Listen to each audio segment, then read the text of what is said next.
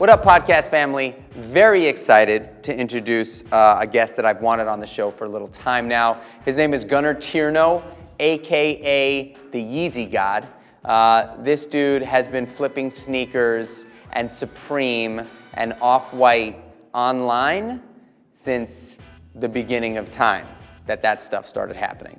He is a true hustler, really interesting entrepreneur. I can't wait for you to dig into his story with me because there are some gems in there that I don't think I'll find anywhere else.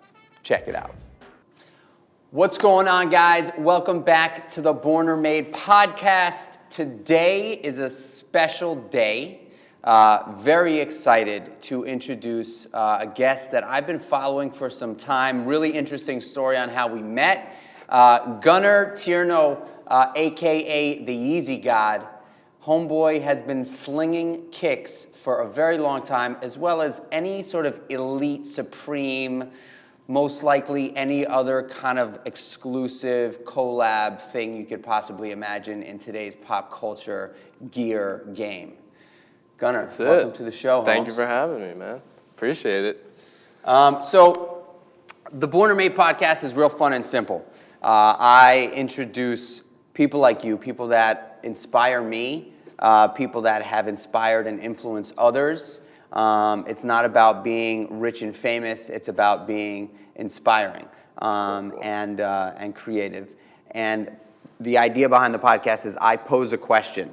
Do you believe you were born with an inherent ability to get to where you're at today, or were you made over time? Now, you don't have to answer it right away.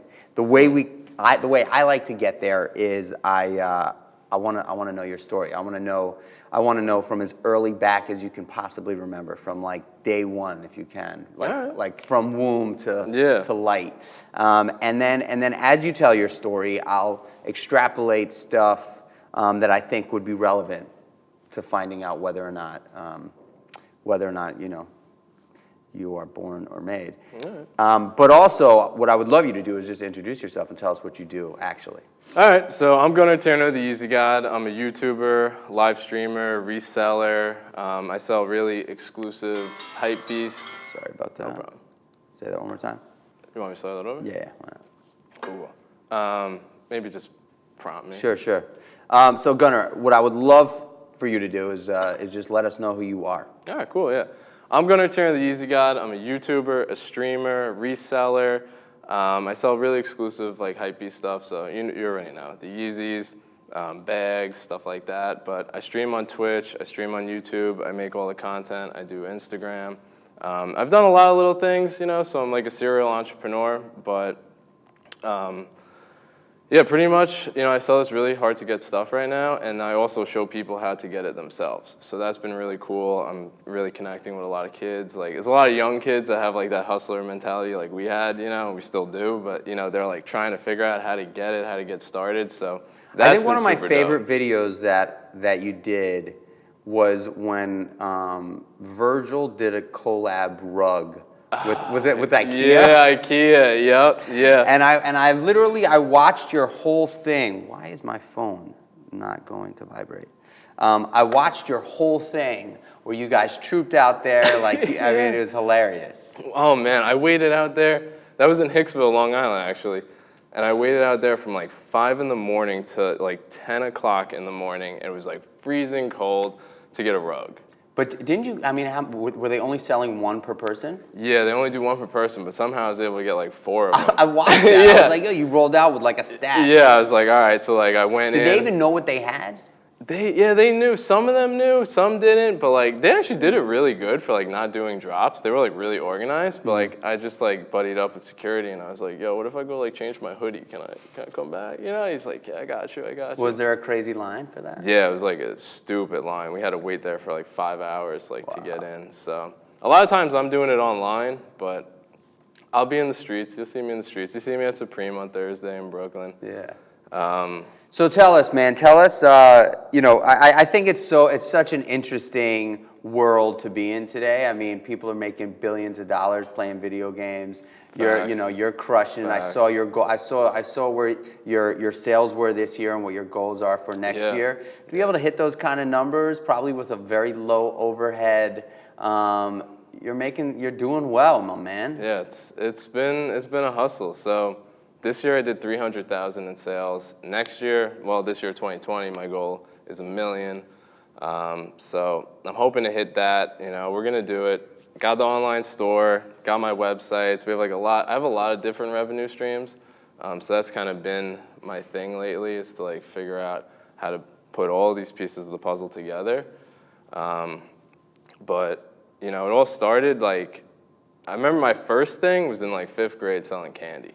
That was my first thing. My dad had a vending machine company, so he'd have the vending machines at the bus depot and the animal shelter and all these things. So we always had all this candy there. So I started bringing it to school and I started flipping candy in 5th grade. And that was my first thing. Was I could make money on this. I'd go to the cafeteria. There was no candy there. You couldn't buy Snickers. You couldn't buy Brisk. None of that stuff. So that was my first thing that I did. So I got a question. So obviously your pops owned vending machines. So your dad was also an entrepreneur. Yeah, self-employed. So there could be a correlation there. Definitely. Definitely. But what was there? Do you remember what inspired you to want to take the candy to school and flip it? Was there a moment where you were I'm going to go try to make some money, or was it just something that you did? Did somebody say, hey, you should do that? I started bringing it for myself. Airheads were super poppin' then. This is Airheads and Pogs were big, back then. This is the 90s. I'm 31, so I was born in '88. And I would bring the candy to school just for snacks, during lunch. And then people would be yo, you got more of that? You got one? I want one, I'll give you $1 for that Airhead and stuff. I was all right. So kind of just soar the demand, I that's kind of my thing in business, is observe what's going on, listen to the community, and they're gonna tell you what they want, and you can build out those features for them. You know? So that's what really started it. And my dad being self-employed was definitely always in my head, that I was I want to be self-employed. I want to have my own thing. He's a master carpenter. His vending machine thing was just the side hustle. But he's a master carpenter, and he does snow plowing in the winter, and then he had the vending machine. So he had these three things. Cool. Yeah, my father was a master electrician. Cool. And my dad had a little side hustle called Classic Ads. Classic Ads? Classic Ads. I don't know. So my dad would he was a garage seller. I mean, he was a garage sale, flea market freak. And so his whole thing was finding old newspapers, magazines, whatever, and he would find cool ads, take out the ads, cut the ads out, and hit them with gold leaf. And so he would make these old school dope ads, make a piece of art out of them, put them in a frame, and then sell them at the flea market. Wow. Yeah, my dad was nuts, but that absolutely rubbed off on me. There's no doubt. I hated the flea market and the garage selling when I was a kid. Yeah. And it was there wasn't many, flea markets and garage sales in the city, because I grew up in Manhattan, so we would have to go out of the city. Yeah, that's true, yeah. However, it rubbed off on me because I love garage selling now. Yeah, me too. That's where I really made my first business, was selling garbage. Tell me. So fast forward from then, it was clothing lines and stuff like that. In 5th grade to... Well, I started mowing lawns in 10th grade. No, not 10th. I guess maybe. No, probably younger. I was 10 or 12, so I don't know when that was. 6th, 7th grade? Yeah, probably middle school. I was mowing lawns around the neighborhood, started getting my clients. And you're from? Smithtown, Long Island. Okay. Yeah, so I would do the leaf cleanups. That was good money. Fall time, that was good money. But I did that. Then I did T-shirt business when I was 16. I was BMX, skateboarding. So You made your own T-shirts? Yeah, I made my own T-shirts. Like, I was 15 years old. That was tough because I used to have my parents drive me to the silk screener in Farmingdale, and it was like such a pain. You know, this is before the internet was what it is now, you know, and we had dial-up. So it was a different hustle, but did that. Then I graduated Smithtown High School West, went to Nassau Community College for 2 years. I studied interior design. Then I went to Pratt Institute for interior design. I had another clothing line at that point. So like I came into Pratt like thinking I'm the shit. I got this clothing line. Like, you know, I'm gonna learn all this stuff at art school and then blow up. Kind of that thing kind of fizzled out. Pratt was like way too intense. It's a really intense school. In Brooklyn, I went there for interior design too. And then Throughout all this time, you are like your mentality is for whatever reason, hustle. Like that's like the thought for you. Can you point a finger to why? Like, was there a reason why, or was there somebody that inspired you, or was it literally just out of nowhere you just felt the desire, the need, the want to go and make? I just always want more, you know? And it's definitely like my parents, like, you know, they put pressure on me to like do good and succeed, do the right thing, you know? Not like overbearing or anything, but I just always want more. It's like never enough, you know? I've always wanted to make an impact on the world in like a good way, you know? And I'm just like, I just can't ever not do anything. Like, I have to always be doing something. Like, You need stimulation. I have to, yeah, like all the time. So if I'm not like focused on something, like, then I'm thinking about what the next thing I should be focused is, you know? What and what was it like growing up, like in your household? Was it chaotic? Was it cool? Were your parents supportive? Like, yeah, they're chill. My dad's mad cool. You mean my dad? He's a mad cool guy. My mom's cool too. She's 100% Italian. I got an Italian mom, Elio, out of Flatbush out to the burbs in Massapequa, and then to Smithtown. So she also, side note, she bakes all her meatballs now because of the meatball shop card I brought her that said you guys bake them. Why? Was she was frying them the whole time. Hold on. So really? Now she strictly bakes them because even if she's making only a small amount? Yeah. Wow. Yeah. Wow. Yeah, she goes ham. She cooks every night. She's Buy like the Meatball Shop cookbook, motherfuckers. That's it. That's a fact. They are better too. I like it. Yeah, I think when you bake or roast your meatballs, they're just juicier. Yeah. You know, you don't get they actually specifically if you keep the meatballs all lined up tight, close together, the moisture and the juices stay in. You know, it's great. All right. Yeah. So my house was like I'm an only child, and my parents are together. You know, so it's kind of like, you know, all focus is on me. You were the golden goose. Yeah, so it's like, I think there's some pressure in that, you know? I think that a lot of people think only children are like spoiled and stuff, but it could work to the opposite way of like, when your parents are gone, you have nothing. You have nobody to support you. You don't have a brother or a sister. I don't really have a big family. My family that I do have is like in Florida. We don't really talk too much. So it's kind of like this weird thing of like, you know, who can I call when they're gone, you know? Do you have a lot of friends, or did you have a lot of friends growing up?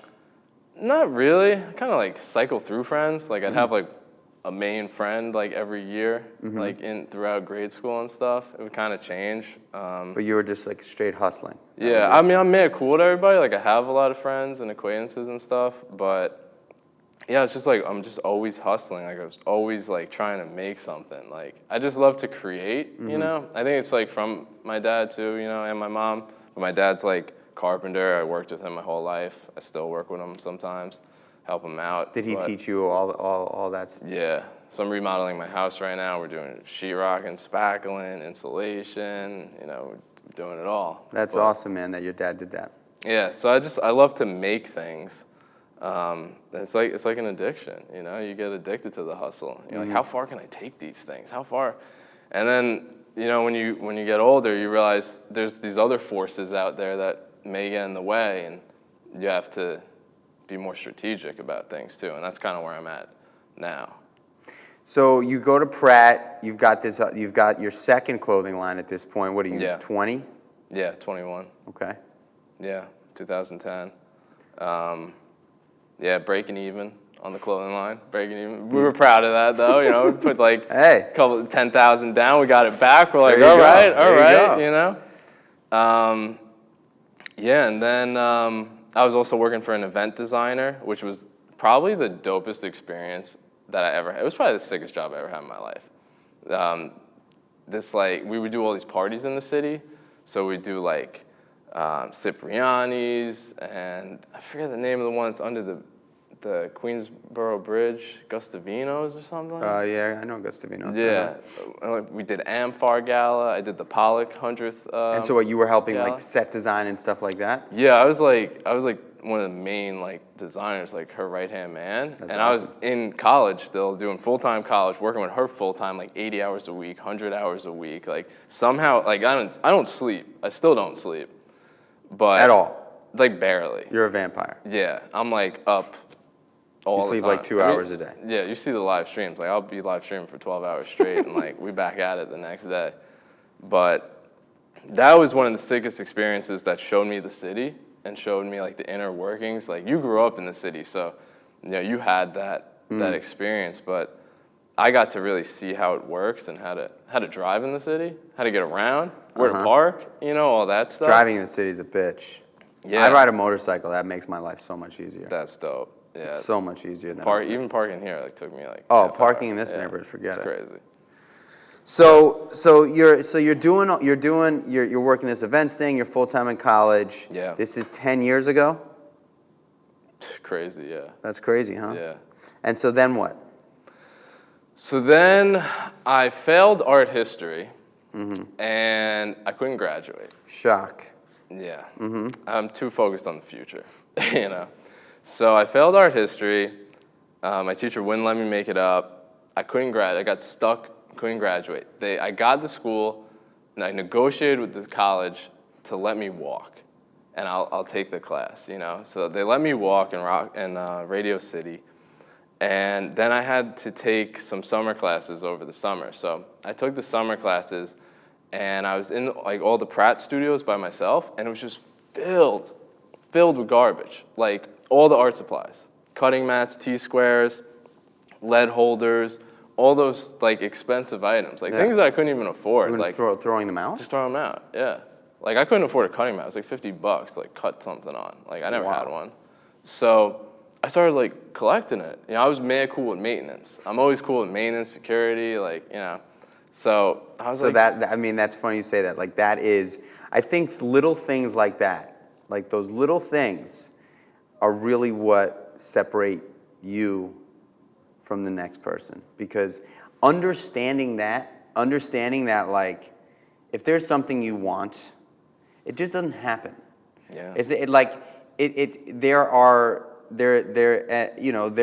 obviously strategy, but I know for someone like me, intuitively, I know how to develop a relationship with the maintenance guy. Like that just happens for me. It's not like I'm not like, what should I do here to try to figure out how to get this? It's just like I see the person, I'm connecting the dots, like in real time, and I think that's such a great like red flag, or not red flag. That's just like a glaring example of someone that has the mentality of how do I get from A to B as fast as possible. Yeah, and it's being like humble and human, you know, like you just, those maintenance guys, they're people, you know? They're nothing less or more or anything, you know? It's like we're all working towards something, right? And like, I think treating everybody, you know, with respect and like the same, like, you know, that's how we get ahead. That's it. That is the game. And like, you just like, I'm sure you can attest to this too, like time and time again, those people that you would think are not gonna be the ones to like help you are. Like the maintenance guys are what made me succeed in this business turn up art. Like being cool with them is how I found out that like all this stuff was garbage and that they throw it out every year. And it's their job, and they don't care. They're getting paid. They're getting paid well. They throw it out. All the rich Korean kids at that school, that's like 60% Korean, they're not gonna fly it back to Korea. You know? They're just gonna throw it out. What are they going to do with it? They That's come crazy. back next year. All the art supplies. All their art supplies. I'm talking like thousands and thousands of dollars we would spend per year, like at least 10 grand, but like in physical supplies, it was probably at least 2 or 3 grand. Everybody would spend every year in triangles, T-squares, cutting mats, all that stuff. Wow. Prisma markers, they're like $5 each. Wow. So they left it all, and I started collecting all this stuff, and I started packing it in my car, driving it out to Long Island, and putting it in my mom's sunroom. And stockpiling. So I did it like all summer, just Cadillac load after Cadillac load, like stacking up this STS Cadillac to the brim with like art supplies, like, and hauling them out. I did that for 2 or 3 years in a row. Before you did anything with this stuff? Before I did anything with it, yeah. Were you plotting, or were you just like, I don't know what's going to happen, but I know that this is an opportunity, so I'm just going to... That was exactly it. Like, I don't know what to do with this stuff, but I just couldn't let it go to waste. Like, I hate wasting stuff. So Heard that. I pack it all, I bring it all. My mom's sunroom's getting filled and filled to the brim. I got pictures of it, like, to the ceiling. And she's freaking out on me. My dad's like, gotta get the stuff out of there. You know, I'm like, nah, I need that stuff. Like, I need it. Hoarder style. It's like, what do you need 150 cutting mats for, you know? It's so funny how, you know, when we bought a house upstate, and, you know, I'm kind of a fiend when it comes to garage sales. I've toned it down a lot because I couldn't take the flack anymore from my wife. But before we had kids, we'd be driving around upstate, and in the spring, and, you know, all through the summer and into the fall, there's a garage sale every 10 houses. And so, you know, and for me, like you said, I mean, it is a bit of an addiction to know that I can go in there and potentially find something that's got some quality and value that I can either flip or I can use in one of my restaurants or something like that. And so I used to drive up on these garage sales, and, you know, it got to a point where she was just like, I'm not giving you a room in the house to just stockpile this stuff. Like, what are you doing, you know? It's so funny. When I was on Gary's show, he was like, you couldn't get a room? I heard him say, yeah. I was like, man, you deserve it. You said about that house, man, up there. Oh, my God, that house is nuts. Bruh. I did that upstate in Margaritaville. I went, did the American Pickers thing. Saw some guy with a bunch of junked cars and the property pulled in. They were so dope. They're like, yo, you want a Budweiser? You want a beer? And did he let you dig through? Yeah. My girlfriend was with me. She's like, we're going to get killed? Nobody's even going to know? Dude, He's like, yo, go down to the waterfall with your girlfriend. Just walk through the woods. There's another building down there. Yeah, it's like, there's something about, like, that like-mindedness, I love it. And also, like, the ability, like, when you meet somebody like that, for whatever reason, you can sit and talk to them for, like, an hour. Yeah. And whoever, like, the person, you know, like, my wife would be like, what are you guys talking about? Like, you don't even know this person. And I'm like, we just click. Yeah. That's it. Anyway, all right, so you've stockpiled all the art supplies. Yeah. Long story short, I stockpiled all those art supplies. I feel that there's some way we need to, like, give these back to the community, or we need to do something with this stuff. You know, it wasn't really so much about selling it or anything. I got a full-time job for a year. My parents were super proud. $50,000 a year, health insurance. Yeah. It wasn't enough, though. I would get my paychecks every week. It was like $680. I'm like, what is this? What is this? Shouldn't it be like $1,200? What am I going to do with $600? Times 4? $2,400 a month? What am I going to do with that? See, this is crazy, though, by the way. Like, I hear you. However, we are in a bubble, right? Like, 50 G's outside of New York is like cash money. True. And the ability, like, you know, I think we are used to, you know, the standard of living here is incredibly high. So high. Incredibly high. Like, you know, even in Los Angeles doesn't even it doesn't scratch the surface of what it costs to live in New York City.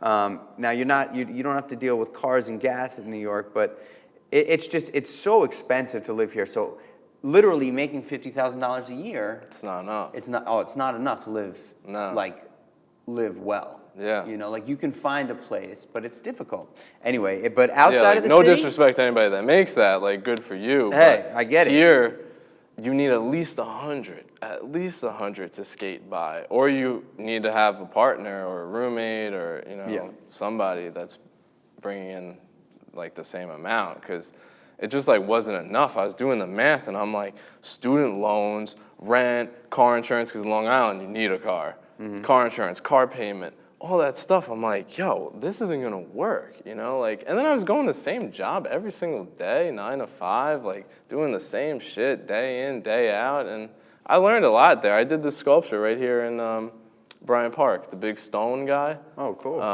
Yeah, it's in Bryant Park, the Guardian it's called. It's a big marble statue. Dope. Yeah, it's cool. You should check that out. But yeah, I was like, I need to get out of this, you know? So I somehow convinced Pratt to like let me into their business incubator and like give me a key to like an office there. And they had this like incubator office, and like I finally got the key and I like quit my job. This is after you graduated. Yeah. I didn't even graduate though. I didn't go back for that art history.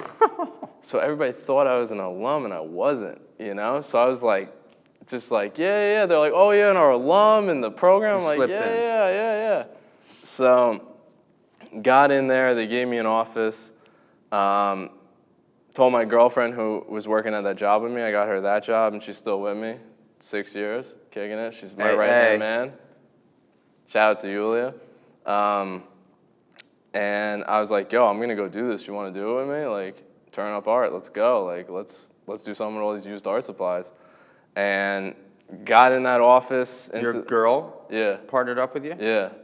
All right. She's a hustler. She's ride or die. She's Ukrainian, bro, she's like so like analytical. Like she will not get up until she finishes like those things. And I'm like way more like out there shooting from the hip, you know, but it's a good combo. That's a good combo. So could get ugly, but yeah, as long as the two of you know that there is one boss. Yeah, facts. Yeah, you know what I mean.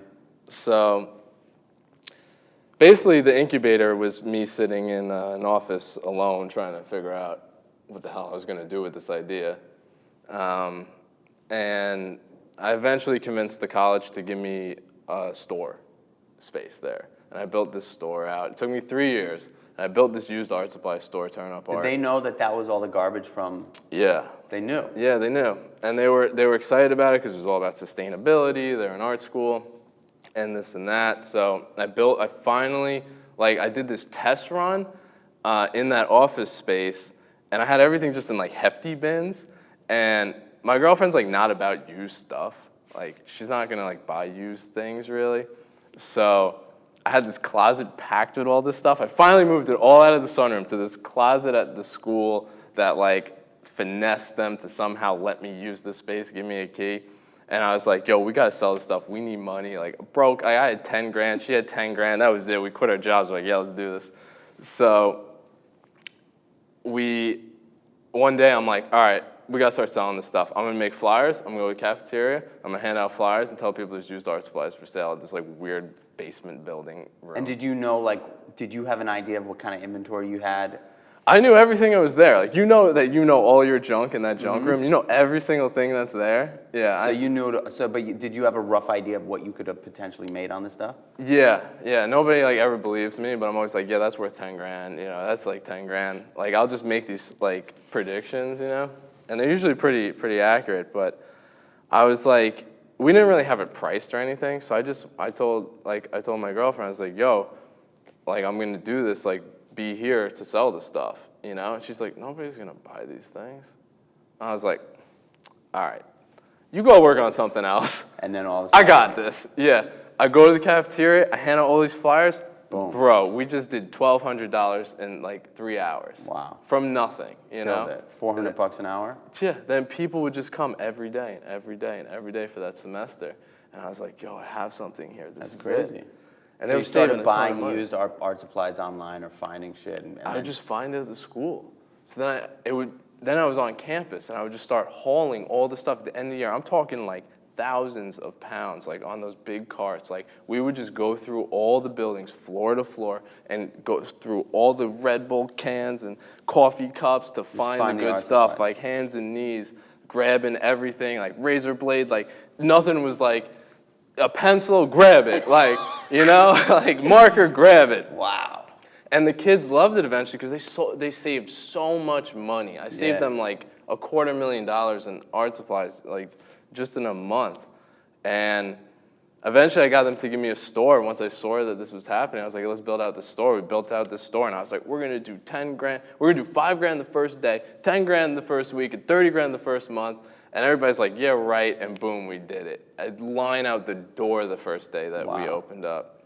And then it like all fell apart because Pratt apparently had this deal with Blick that they're the only ones allowed to sell art supplies. Oh, shit. Yeah, and it turns out the big guns take out the little guys. The big guns took out the little gun, yeah. And we petitioned and all that, and you could look it up on Google. Wow. And then that ended. What'd you do with all the art supplies? I gave everything away the last day that I had to be open. I said, you know what, like you got, all the kids were like mad. Everybody's mad upset because it was like this community thing. It wasn't even about selling the stuff anymore. It was like, it was the place that they came to feel like at home. Like I'm playing the most lit music. Like I was playing Hotline Bling, Drake, before people knew that song. People would come in there and be like, is this Drake? Can you imagine that now? Play Hotline Bling, somebody says, is this Drake? You know?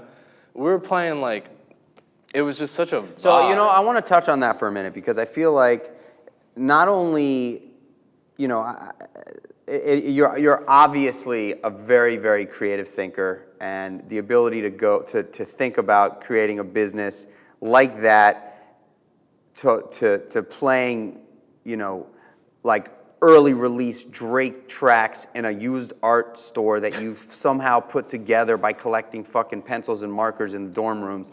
Like it's wild, right? Like and to do 30 G's in the first month that you're there. I mean, it's just, it sounds crazy.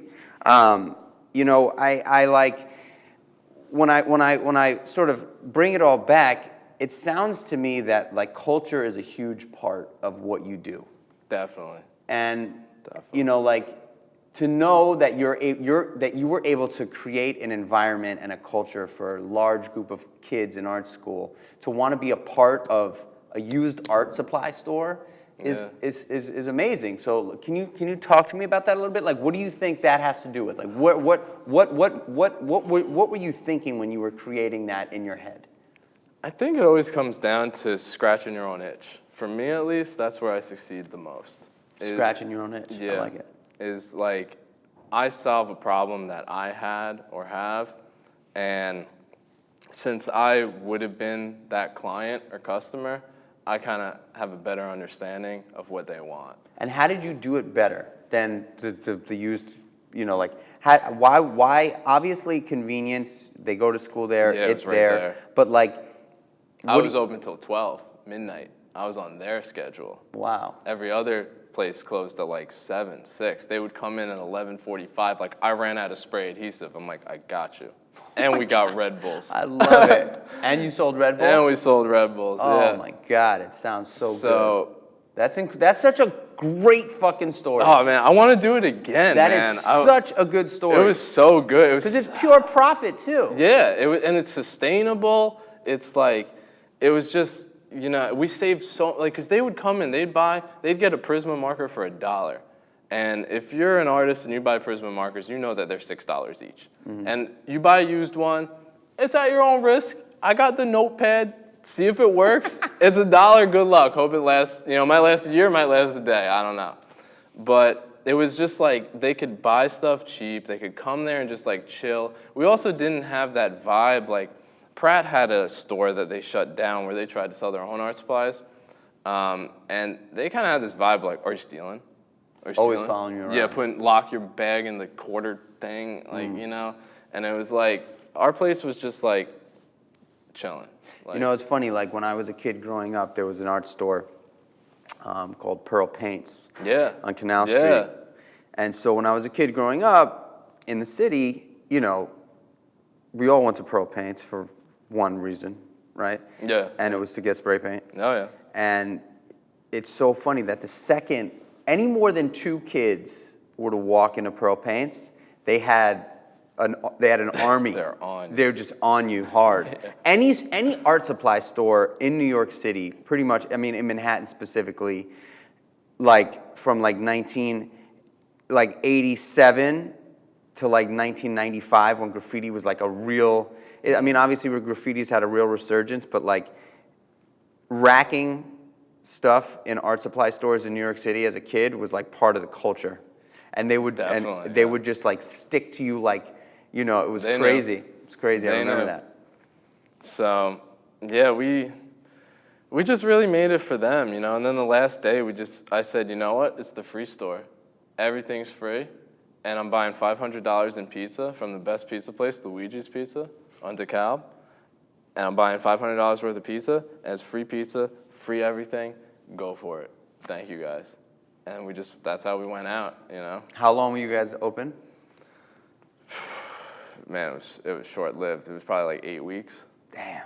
3 years of work to watch it succeed for 8 weeks. I love that. Yes. Oh, but dude, man, that's such a win, man. It was a win. Because you didn't even know what you were doing when you were taking that stuff. No idea, bro. That's so good.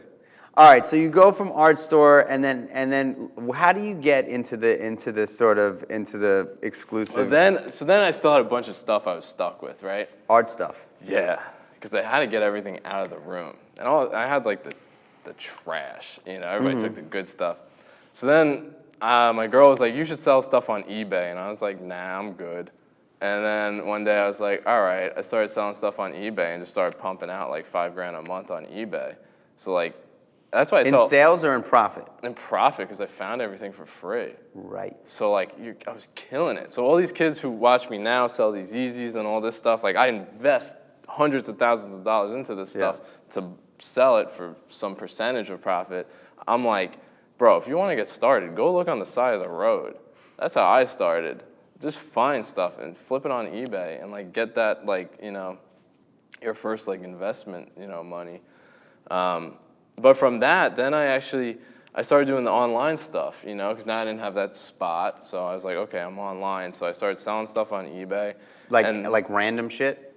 Yeah. And then actually, Drake, playing that early Drake music, there was this thing, OVO Sound Radio, that he had with Apple Music that like nobody really knew about when it was like the first episode, second, up to like episode 40. Nobody knew how to find this radio show and listen to it, and there was no recordings of it.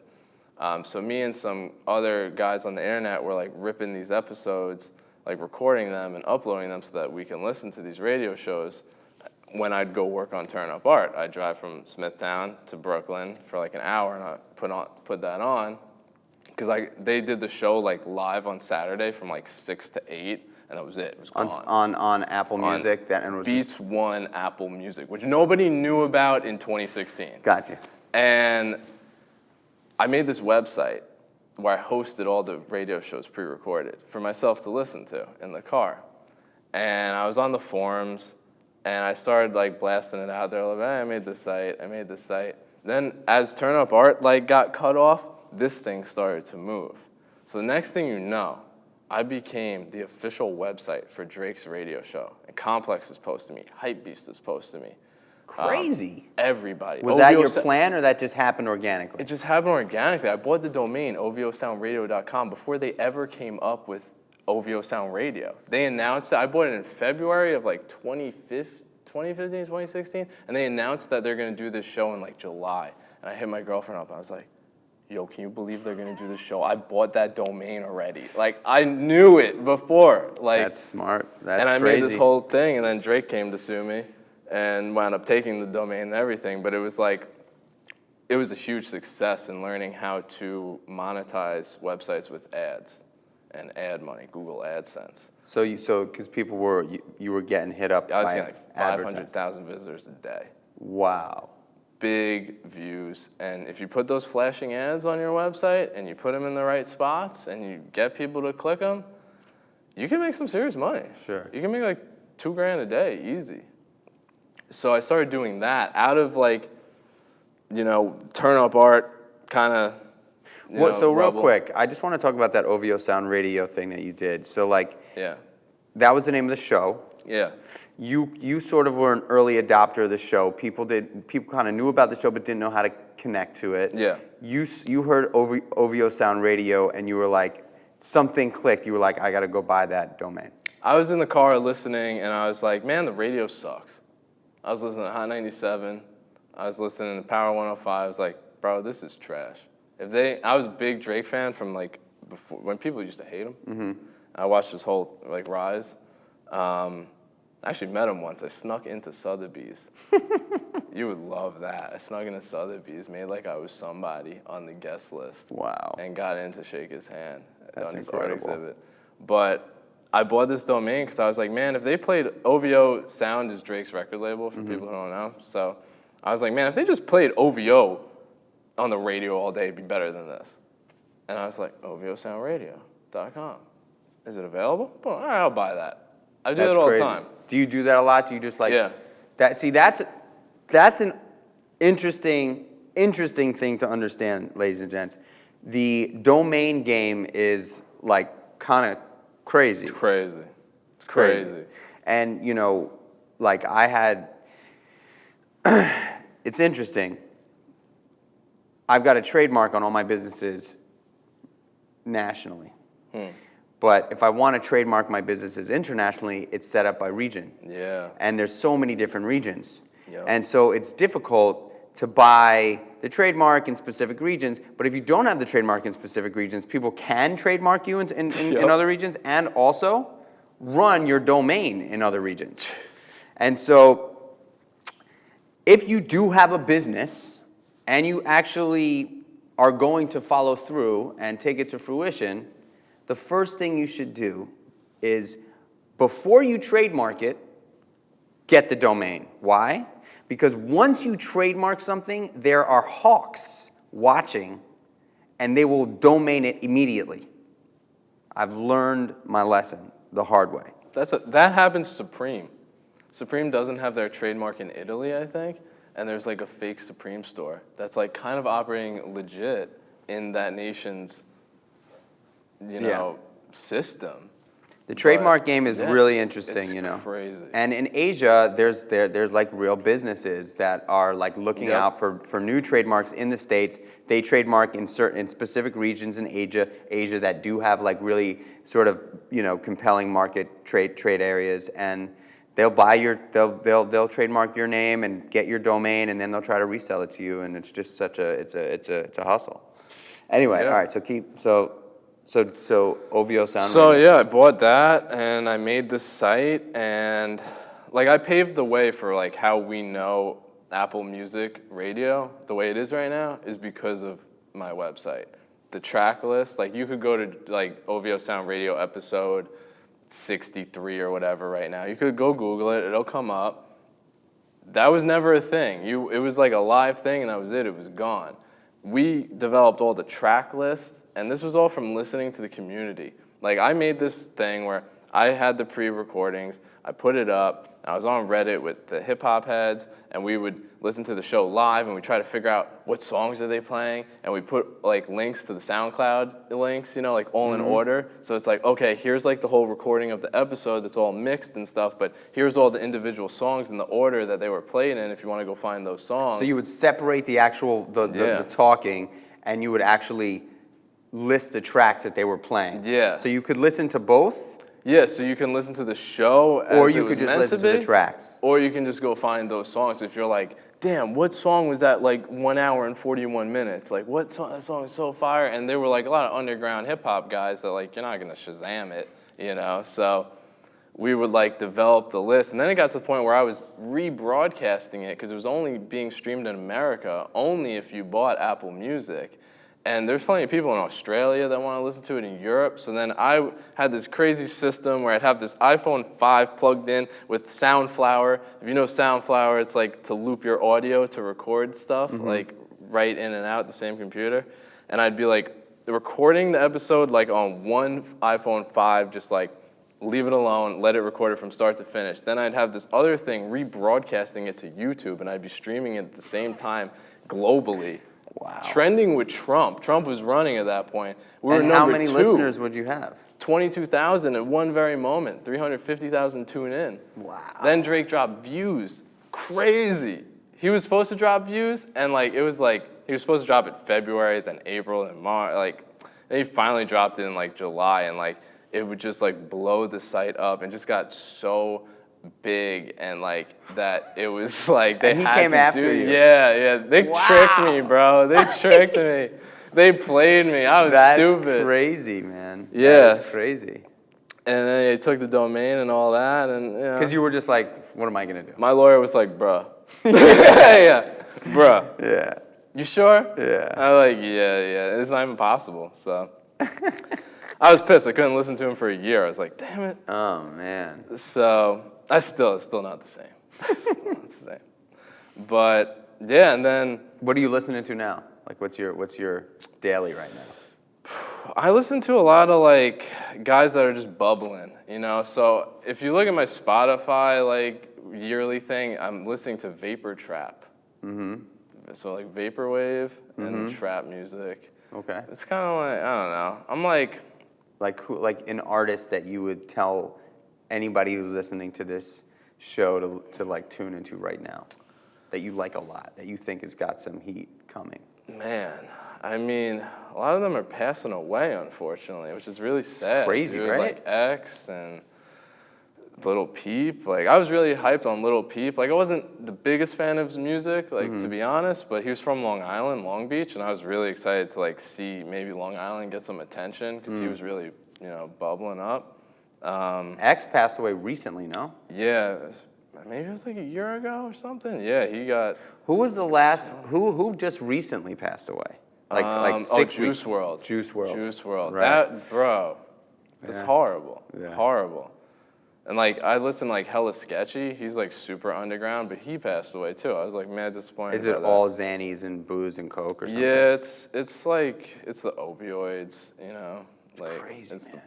perks and lean. And I would definitely say, like, don't do drugs. Like, drugs is not gonna get you here, you know? Like, to be successful, or at least like the option to be successful. It's just gonna eat up all your resources, all your time. It's just not good. Yeah. You know? Yeah, it's crazy. You know, like I feel like there's this opioid crisis that's really truly hitting hard. Like, and the weird thing is that it's not in the form of traditional like heroin. It's in the form of these pills, Yeah. and people justify it because it's a prescription pill. Yeah. Although I don't know what that lean stuff is. I'm not. Basically, the liquid version. Is that what it is? Pretty much, yeah. It's like liquid Oxycontin, essentially. And they just drink it like it's. Yeah. Just sip on it all. Yeah, I mean that's crazy, man. But it's really a shame that all these great young, you know, artists are just are dying. You It's know, horrible. I've lost. I mean, I've lost 10 friends to drugs over the, you know, in my life, and it's just like sorry the to hear drug. that, man. But honestly, I think the drug, you know, epidemic is worse now than it ever was, because of people justifying the pharmaceuticals. Yeah. You know, like, I don't think half of those guys, or more than half of those guys, I would say 80% to 90% of those guys would not be sticking needles in their arms. No, definitely not. But popping pills and snorting pills and drinking lean and all that crap is like, it's going to kill you just as fast. It's crazy. Sorry. All right, so how do you get into the Yeezy? I mean, So then I get into Yeezys by needing something to sell. So I figured out how to do online. I figured out how to make ad money. I figured out all these things, building websites, the whole nine, branding myself. I was doing websites for other people. I was doing real estate marketing, 3D renderings, virtual reality. My girlfriend's super talented at that. I'm all over the place, doing all this different shit. What can I buy that will sell for more, you know? Boom. Yeezys, Supreme, Off-White. Those just came out. These just came out. I'm wearing these that are over there. But I was just fascinated with, like, how do you get these shoes? Why are they so hard to get? How do you get them? And just that, like, it's kind of like the chase of like garage selling and stuff. Like I do that. I did that, you know. So you get anything you want at scale. Yeah. And you figured out, you've Yeah. literally been able to, you cracked the code. I cracked the code. If I want something, I'm gonna get it, and I'm gonna figure out how to get it, you know. And At the best price? yeah, I mean, you buy them all for retail pretty much, you know. So everything's bought at retail plus tax and shipping. I think I'm gonna buy all 3 of these pairs off you. Yo, you're the man, bro. Can you just like Venmo? Yeah, go ahead. Yeah, no problem. Because they're all my size. I appreciate you bringing them on. My guy gonna be dripped up. You know, you got to stack them every once in a while. You know, the That's funny it. thing about me is I grew up in New York, and I grew up collecting sneakers, hard.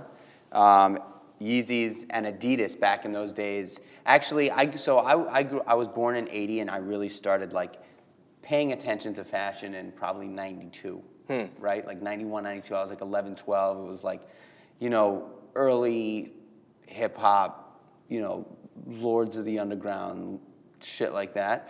And then once I started getting into music and hip hop, I really started paying attention to like hip hop culture and sneakers. And everybody I knew, like it was all about sneakers. I remember so clearly, like as it was yesterday, I closed my eyes, one of the most vivid dreams I had, and my parents were pretty broke, so I was not like getting blessed with sneakers. But when the pumps came out, I remember, and this dream, I had to have been like 8 or 9, and nobody really had the pumps. I was probably in like 5th grade, something like that. And I remember in my dream walking out of like a suburban church or something, or like a school, something like that, where there was like a little flight of steps. It was like evening time. And I looked down, and it was like 3 steps, and I looked down at my shoes, and I had the pumps on. The white ones with the neon green and black. And in my dream. And like that is such a clear vision for me of like how badly I wanted them. I dreamt about them. Damn, You bro. know? And so I started collecting sneakers until I met my now wife, who when she moved into my apartment in the East Village, I had, you know, like a wall filled with boxes of sneakers. And she was like, "You never wear these sneakers. Why do you have all these sneakers?" And I was like, "I just collect them." And so she was like, "Well, I'm not okay with that." You know, man. she just didn't get it. Man. She didn't get it. Yeah. And so I moved some of them. We finally moved to Brooklyn. I had like all these these plastic tubs because I had them wrapped, and I had the plastic tubs under the bed. And she was like, you can't do it. And so literally on Havemeyer and Hope, I remember so clearly, I took about 40 pairs of sneakers downstairs. And when I was a kid, if there was toys that I didn't want, I was like probably like 4, 5, 6. I grew up on 87th Street between 1st and 2nd Avenue. I would throw out a sheet, and I would lay out all my toys and sell all the toys that I didn't want for $1. My older sister would sit there with me, and I would just sell toys. And so I did the same thing with my sneakers. I just laid out a sheet, and you know, 2 blocks away is like the Dominican Republic in Williamsburg on Havemeyer Street. So I walked up there.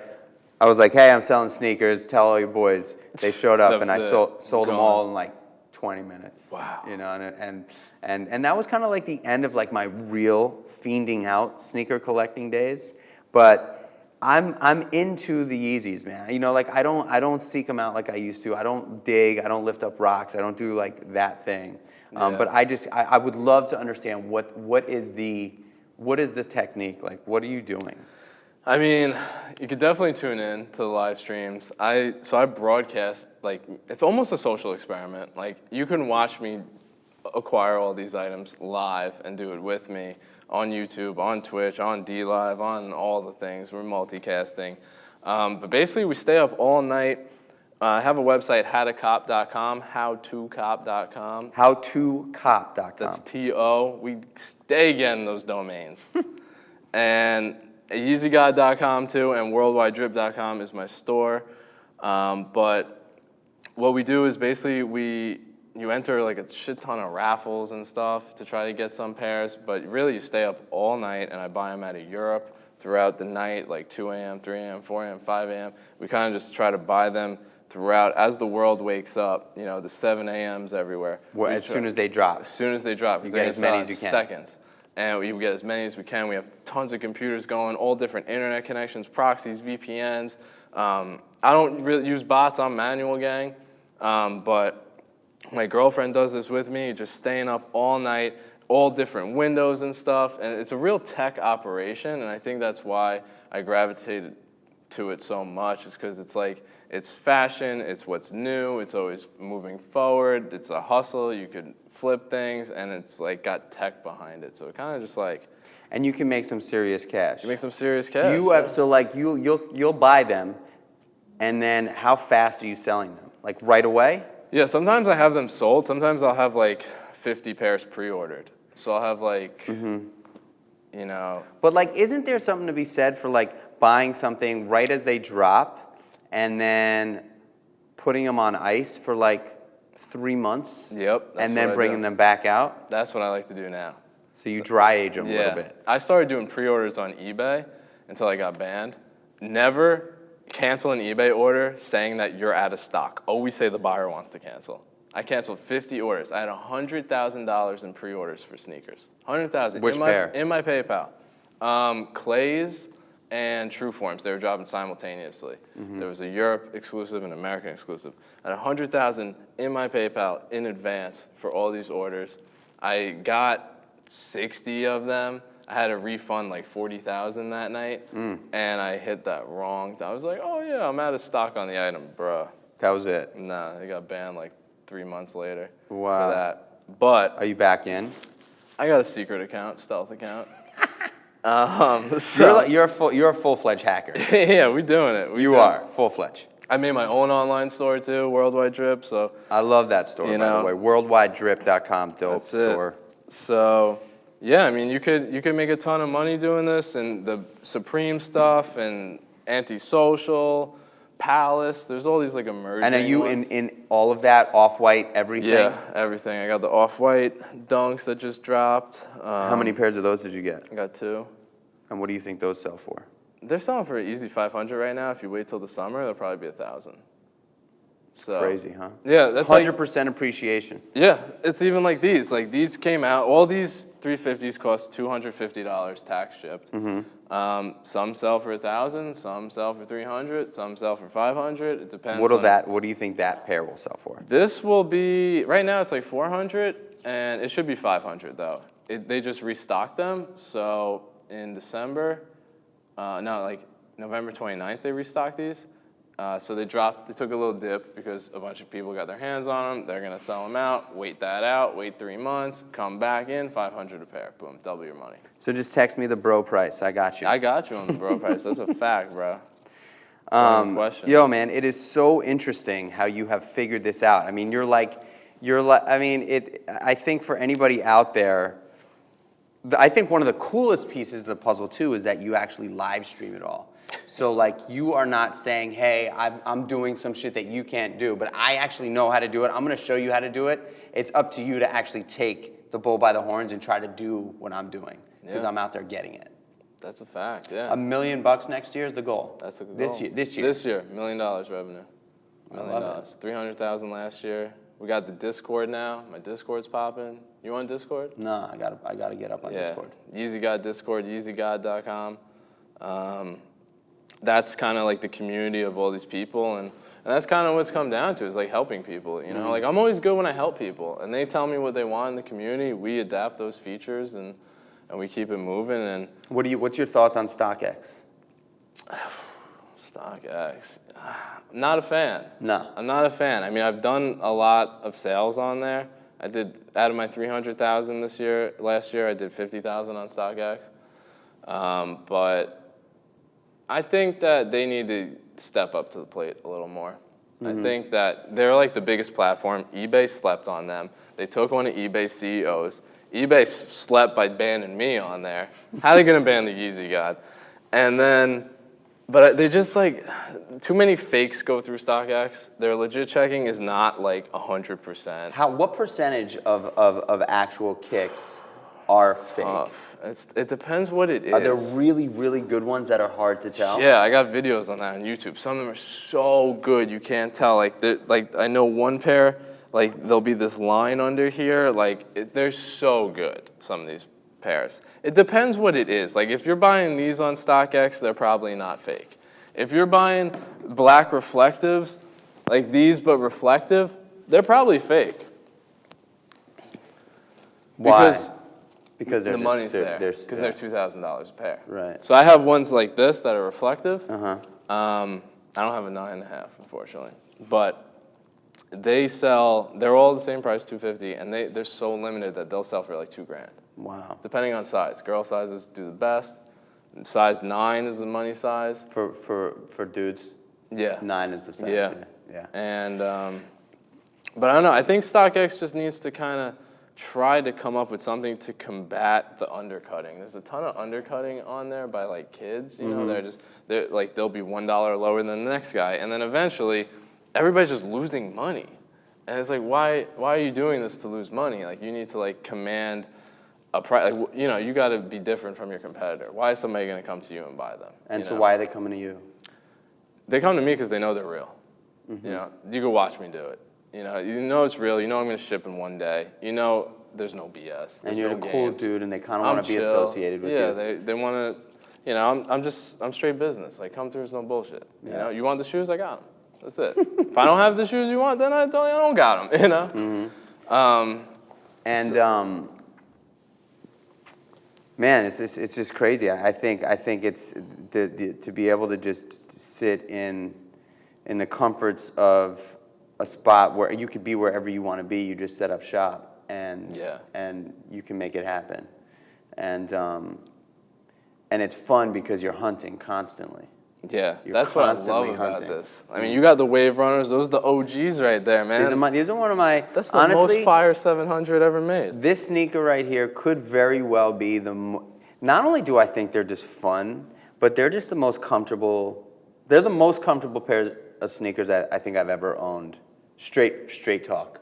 Like I don't think I've ever worn another pair of sneakers. And like my wife makes fun of me because they're kind of like clunky. Like they look like they could be geriatric shoes. They could be like old man shoes. Yeah. You know what I'm saying? But like I'm cool with it. I think they're the most comfortable pair of sneakers ever. And you know, I don't know. I wear 700 V2s every day. Yeah, they're just so. Like I wear the Vantas every single day. I have the Wave Runners. I just like I don't want to mess them up. I don't wear them. All of them in the closet. I don't wear them like that regularly. I probably wear them like once every 2 weeks, just because when it's a beautiful sunny day out, I'm like, fuck it, you know, it's not gonna.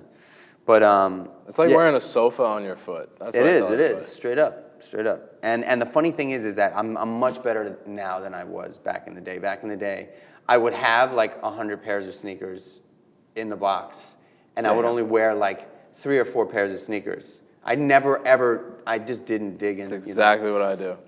I have 50 pairs in my collection. I wear 3. Yeah, it's ridiculous.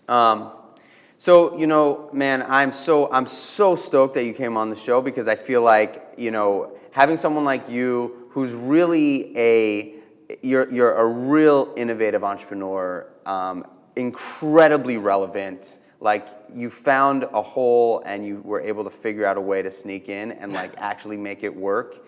And you're crafty. It's such an interesting story. You know, for people out there that are listening, like, is there a piece of advice that you'd want somebody to walk away with, knowing what you do and how you've done it, and like how laid back you are about it? I would say take it one step at a time. I think when I was like 5 years ago, I thought you could go from the bottom of the ladder to the top, like that. And that's where I created problems. And I don't think anything, if I went back and changed anything, I think it all would have went the same eventually. I think it just would have dragged out a little longer, which I'm probably all right with things ending faster, you know? But I think that I was like too young and, you know, just like, I'm gonna go to the top right away. And to take it one step at a time, like slowly get there by, you know, one step, like up the ladder. You don't just jump to the top. Aside from that, is be like real resourceful. You know, like saving money is making money. So you just gotta like find somewhere to start. You know, like I don't think that you necessarily need investors. You know, like, I've never had an investor. I would need one if I did like a physical brick and mortar store, but invest in yourself. You know, find something. Start with a little. You know, find some stuff on the side of the road. Sell that stuff. Get $100, turn it to $150 on Craigslist. Take that $150, go buy a MacBook on Craigslist for $300, clean it up, sell it for $600, you know, and just get there, you know, slowly but surely. You said something that I think was probably the most, for me, the most impactful moment of the podcast, where, you know, we were talking about the maintenance person.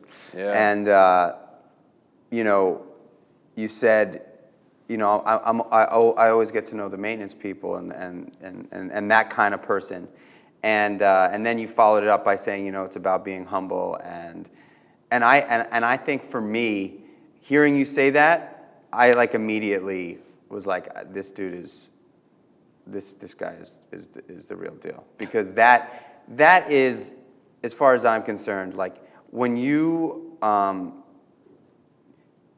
you never know who you're sitting next to.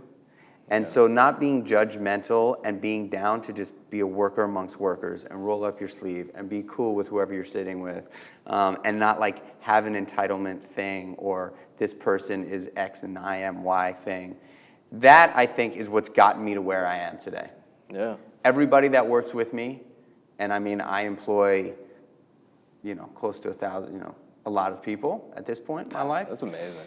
Like everybody knows that if I'm walking in through the restaurant and there's an empty plate of food on the table, I'm picking it up. I'm not waiting for somebody to pick it up. I'm not expecting somebody to pick it up. If there's if the bathroom is a mess, like I'm not expecting a busboy to come in and come clean up the bathroom for me. Yeah. Like I'm in there, I'm on it, and I think that is, if we can humble ourselves to that point, no matter where we are in life, no matter where we are in our career, that sort of air that you put out, that energy that you put out, that is like, I am not too good or too bad, or I am just with you all through the trenches, like hand in hand, getting through the battlefield, trudging through the mud. We are in it together. I am not going to talk down to you. I'm going to talk with you. You know, like that mentality is, I believe, the way it should be. And the fact that you mentioned that made me really happy, man. Dude, I can't thank you enough for joining me, man. Yeah, this was fun. awesome. And ladies and gents, if you need anything in the game of sort of exclusive stuff, and you know what I'm talking about, the Off-Whites, the Supremes, the Palace, the Yeezys, any of the jump-offs and the new drops, go see this man. Go see this man. That's it. Yeezy God, let's go. Yeezy God, homie. Yo, thank you so much for having me. Much love. Pleasure. Thank you. Thank you, man. Be out.